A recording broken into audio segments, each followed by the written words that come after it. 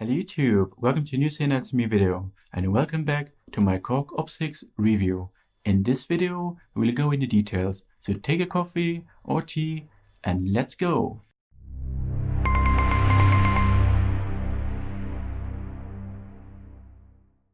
Let's dive into Korg OPSIX engine.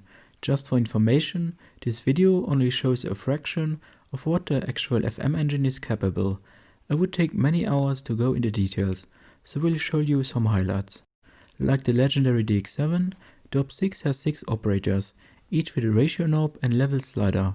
As already said in the first video, these are color-coded and helps to understand in which relationship the operators are, or known as algorithm. In my opinion, this breaks the fear on FM synthesis because it simplifies the workflow with operators a lot. There are 40 different algorithms available that can be reached by pressing the dedicated algo button and select it with the A knob. If FM synthesis is too difficult at the beginning for you, you can generate simply new sounds by swapping the algorithms.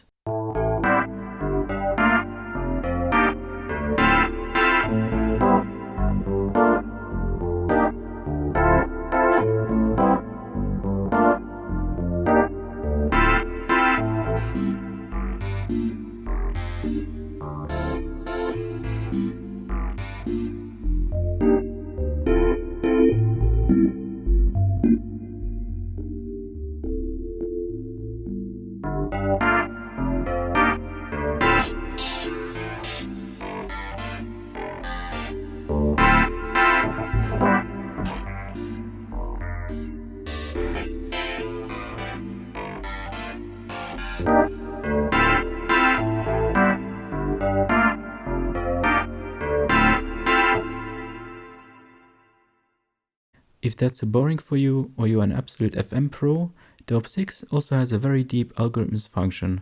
It allows you to design your own, right in the hardware unit. Unfortunately, there's only one slot for your own algorithms. It would be better if you could not only save this in the patch, but also in an algorithm list. I won't go into the details here, as this would make the video very long, sorry. But for me, it's a big step to see that it's possible with the OPSIX. On the menu page, you can also adjust the AD envelope of all operators and modify the free effect slots levels without diving in the dedicated menu page. That's very handy. On the website and YouTube, I was asked several times whether it's possible to load classic DX7 patches. Yes, you can, but only entire patch banks with 32 patches each, not individual patches. That's a downer, and only sounds from the original DX7. There's a video on my channel that covers this topic. Once transferred, the patch can be played back as they were built on the DX7 or can be completely modified. So you can use the DX7 patches as a template or a starting point for your new sound. They don't sound 100% like in the DX7, more like 70 up to 35%. This is mainly due to the other built-in hardware and different envelopes, but each patch loads automatically with a sinus 12-bit, which emulates the sound of the DX7. Not perfect, but I think most of the users will enjoy the sound character.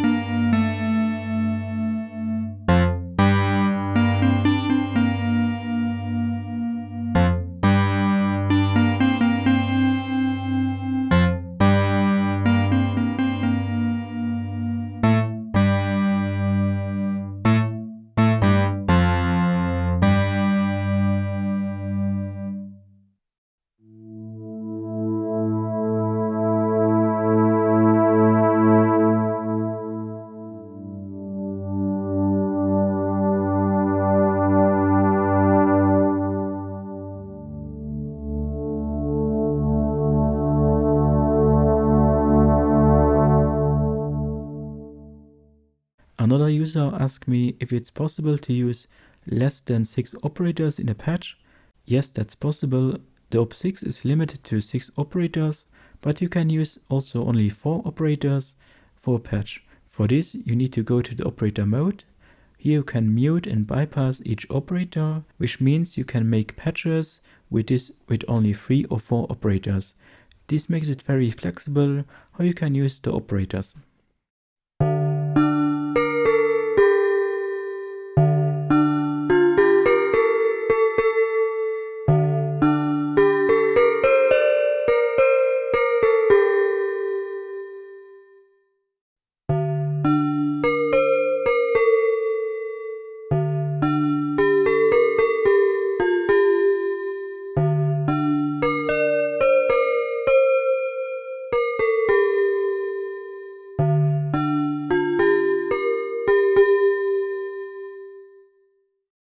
FM synthesis is known to use sine waves as sound generators. This is also noticeable in the DX7 patches, that automatically loads 12-bit sine waves. OPSIX does everything different here. First of all, the synth is not limited to frequency modulation between the operators. For each operator, you can choose here whether to use classic FM, ring modulation, filter, filter FM, or wavefolder. This means that you are moving away from the FM way of thinking towards the fact that FM is only part of the engine. The FM setting creates classic frequency modulation between the operator and modulator, or in self-modulation if you apply to the carrier.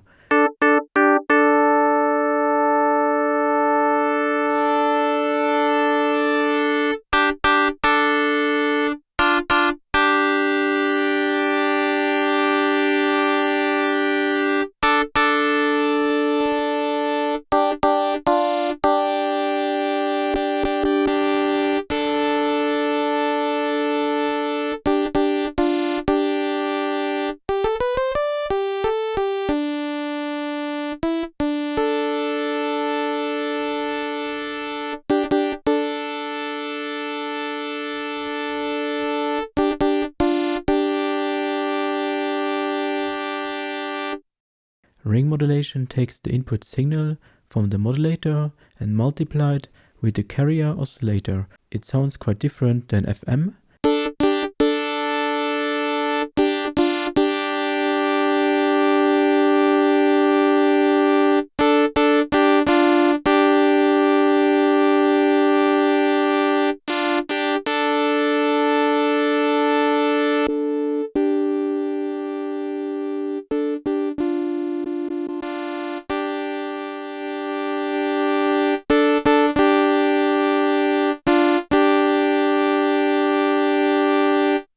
The filter setting takes the signal of the operator, so the carrier and the modulator, and route it straight in the filter, like in a virtual analog synth. Here you have 11 different analog style filter types to choose from, including emulations of the MS-20 and Poly 6.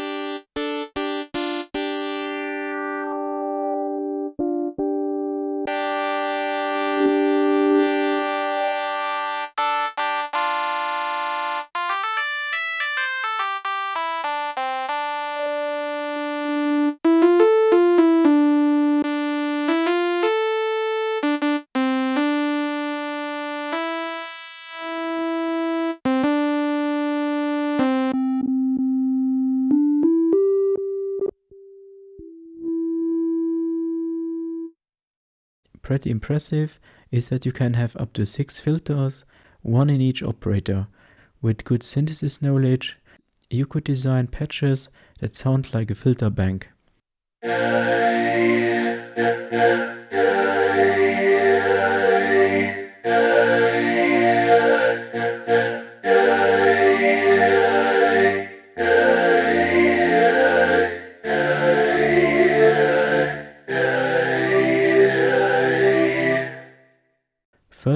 filter FM. Here the cutoff frequency is modulated using the input signals from the modulator, while the carrier is routed in the filter. It gives a far more dirty, crunchy sound character.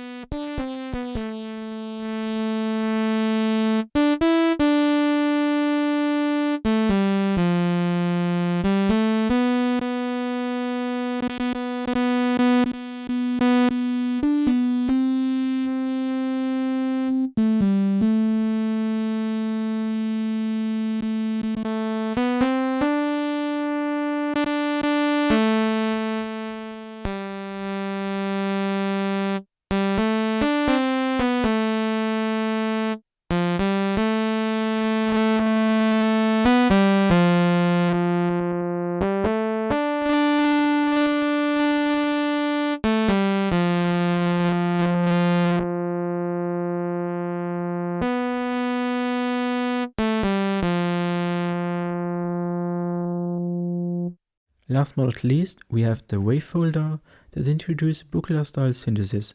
It applies a wave folder in the operator relationship. It gives you harmonic rich timbres, which you know from West Coast synthesizers.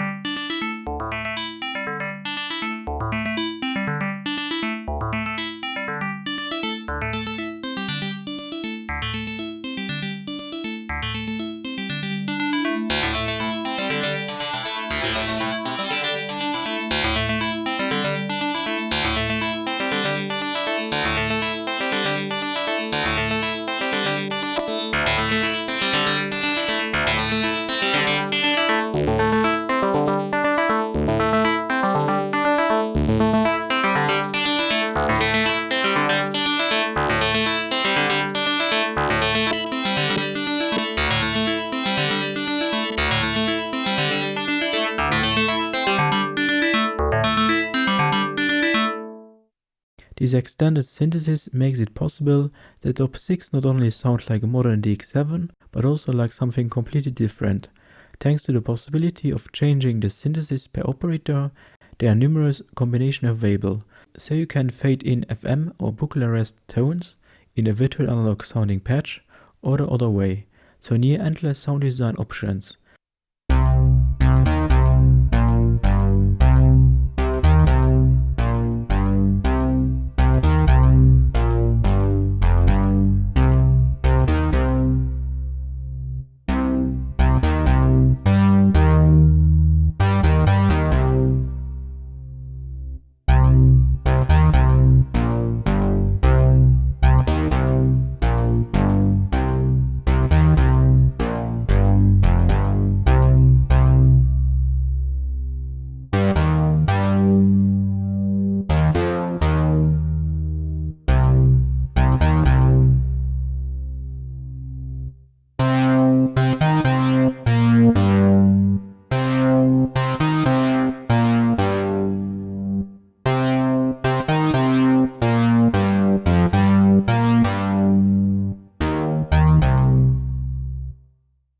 Well, that's not all. OPSIX is also different in the waveforms. You are not limited to sine waves, but you can also load different waveforms in every operator. It ships with 23 different waveforms, from classic saw square sine waves to complex additive waves, which makes the engine very powerful. Above all, this function allows the OPSIX to swim in other synthesizer waters. On the one hand, it can sound very classic cold, like a typical FM synth. On the other side, also very modern, like a virtual analog synth, perfect for fat lead sounds. In my opinion, this makes it a much more versatile and flexible synthesizer than a classic FM synth. And with the built-in filter section, which we'll see later, you can use it in a very subtractive way. Plus, don't forget, since each operator has its own envelope, You have 6 voices of virtual analog synthesis. With flexible waveforms and synthesis per operator, the sound design options are very deep. OPSIX has a lot of synthesis power, but is only monotimbral with its 32 voices, which is a bit a downer, so no multi-timbral support. However, there is a way to achieve a kind of fake or pseudo multi-timbrality.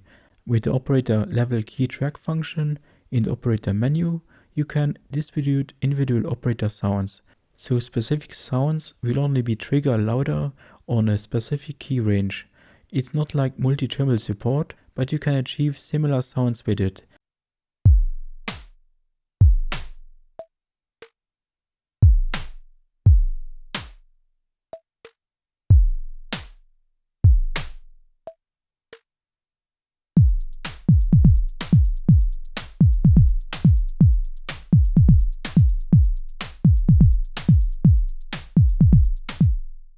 Filters are a big topic in the OPSIX. Filters are not only found in the operator modes, but also for the entire 6 operators, so for the voice. Here too you can choose between 11 different analog style types, so each filter has cutoff resonance controls, as well as modulation mappings. The second envelope and envelope are made for the filter. Alternatively, you can use the third envelope or LFO to modulate the filter. The filter sounds very nice and once again expands the sound spectrum of the synth, especially helpful if you want to achieve a more softer sound out of an FM engine. With MS-20 filter and high resonance, you can also get very dirty sounds out of it.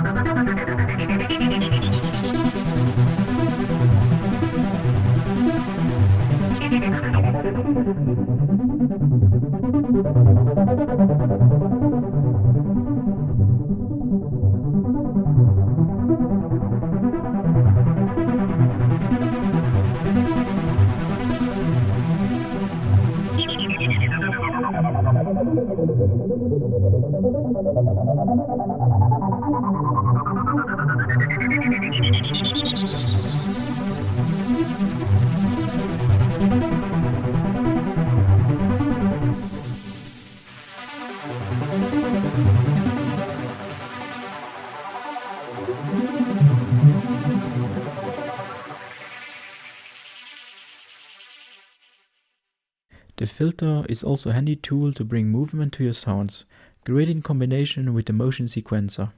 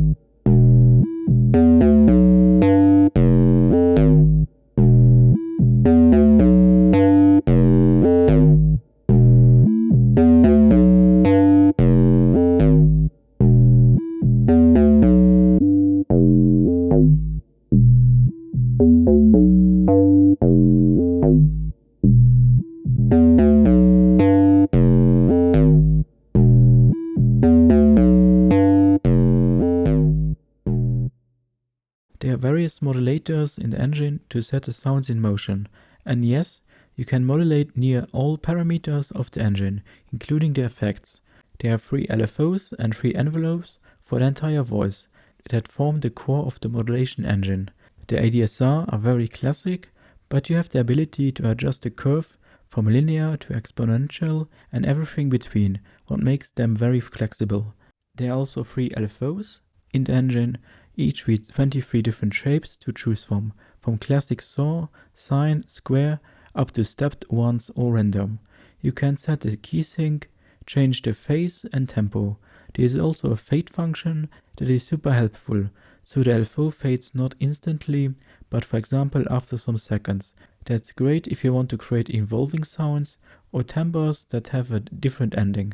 In the patch matrix with 12 slots, the modulators can be routed very easily and intuitively to the parameters. Other modulators are also hidden here, like velocity, MIDI CC, aftertouch or polyphonic aftertouch. Even if the keypad cannot do aftertouch, you can work with aftertouch and even polyphonic aftertouch using an external MIDI keyboard. I think it's nice that Korg offers this opportunity. It would have been even nicer if it features a USB host port.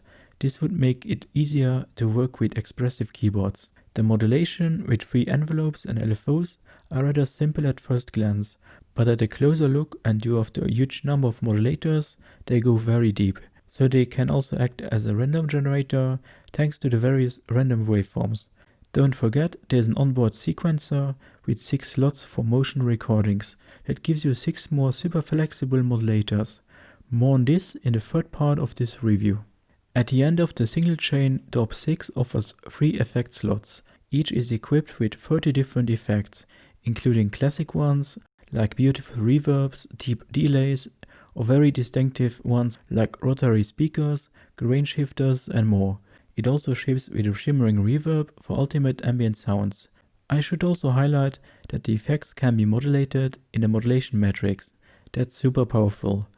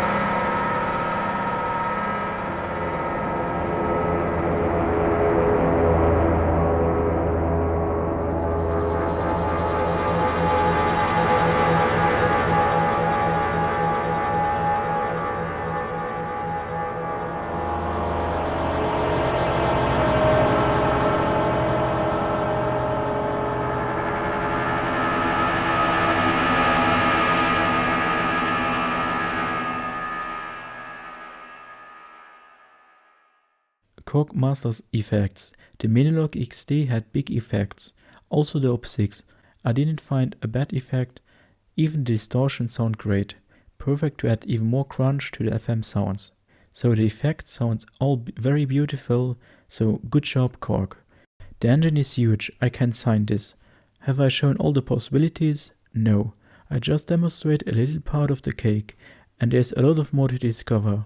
It's huge and powerful. The lack of aftertouch of the keypad is also to be criticized here. That would normally allow more options to interact with the engine. I have no idea why Korg leaves this out on an almost €800 synthesizer. That's cost saving on the wrong side. The operation is again very intuitive, and what I said already in the first part, but the engine is so big that it's not a synthesizer that you know completely in an afternoon. There's a lot of menu diving, but it's relatively easy. If you choose the OPSIX, you should know it's a beautiful FM synthesizer with a lot of options, but you have to deal with it for a long time. It's very complex and a powerful sound design tool. In the last part of this review, I will show you the arpeggiator, sequencer, randomizer, and my final verdict on the OPSIX. Please let me know in the comments below your questions. I will try to answer them as soon as possible. Big thanks for watching and for your continued support. Big thanks, and I hope to see you again in one of the next Synth Anatomy videos. Bye!